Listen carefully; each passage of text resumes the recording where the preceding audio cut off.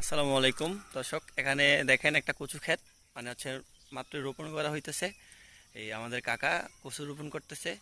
তো আপনাদের দেখানোর চেষ্টা করি, খুব সারিবদ্ধ করে কচুগুলা রোপণ করা হইতেছে। এখানে দেখেন, এই যে কচু রোপণ করা হইতেছে। এই যে কাকা কচু রোপণ করতেছে।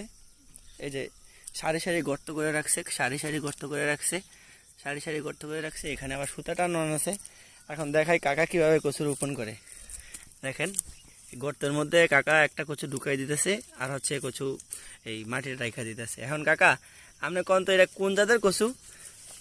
এটা লতি কচু। এটা কতদিনের মধ্যে ফলন দিব কাকা? 2 মাস 2.5 মাস পরে। 2-2.5 মাস পরে এটা লতি দেওয়া দিয়ে দিব। এর মধ্যে তো প্রচুর সার লাগে না? হ্যাঁ, প্রচুর সার লাগে, আর এর খাটনি তো অনেক। কাটিতে আছি।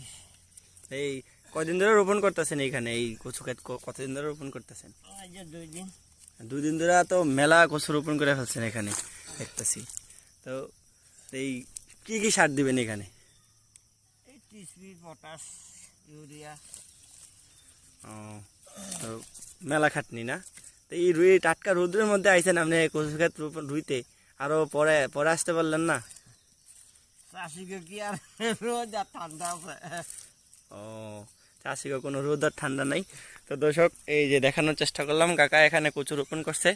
আর আমি এই যে টাটকা রোদ্রের মধ্যে কাকার কাছে এসে ভিডিও করতে আই পড়ছি।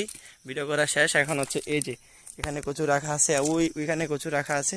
কাকা সারিবদ্ধ করার জন্য এখানে একটা রশি দেওয়া আছে, একটা রশি, এটা রশি।